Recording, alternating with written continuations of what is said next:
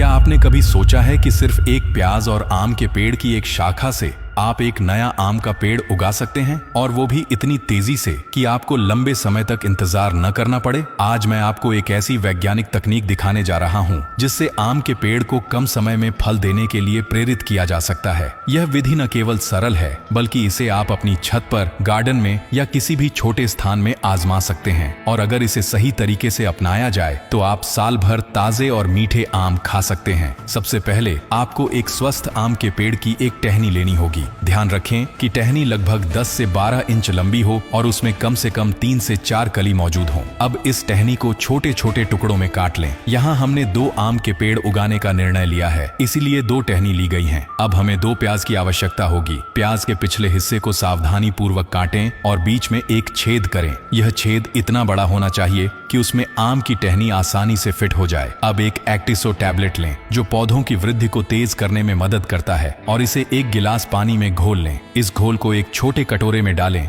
और अब उसमें प्याज के साथ आम की टहनी को डालें। ध्यान दें कि इसे ढक्कन से ढककर रखना होगा ताकि पानी में उचित नमी बनी रहे। इस अवस्था में हमें लगभग 8 दिनों तक इंतजार करना होगा। जब 8 दिन बाद इस प्याज और आम की टहनी के मिश्रण को देखा गया तो उसमें छोटे छोटे अंकुर उग आए थे। यह दर्शाता है कि आम की टहनी में जीवन आ चुका है और यह एक नए पौधे के रूप में विकसित होने के लिए तैयार है। अब हमें इसे मिट्टी में लगाने की प्रक्रिया शुरू करनी होगी। हमने 2 काले पॉलीथीन बैग लिए और उनमें उपजाऊ मिट्टी भर दी। अब उन बैगों में आम के दोनों अंकुरित टुकड़ों को लगाया और हल्की मिट्टी से ढक दिया। फिर हमने इसमें एक्टिसो घोल से मिला हुआ पानी डाल दिया ताकि पौधों को आवश्यक पोषण मिल सके। लगभग 25 दिनों के बाद यह देखा गया कि आम के दोनों पौधे काफी बड़े हो चुके हैं। अब हमें इन्हें स्थायी रूप से एक बड़े प्लास्टिक कंटेनर में लगाना होगा। इसके लिए हमने 2 बड़े प्लास्टिक कंटेनर लिए और उनमें मिट्टी भर दी। अब दोनों पौधों को उन कंटेनरों में लगाया गया और ऊपर से अधिक उपजाऊ मिट्टी डालकर हल्का पानी डाला। मिट्टी को पोषक तत्वों से भरपूर बनाने के लिए हमने इसमें चावल की भूसी भी मिलाई।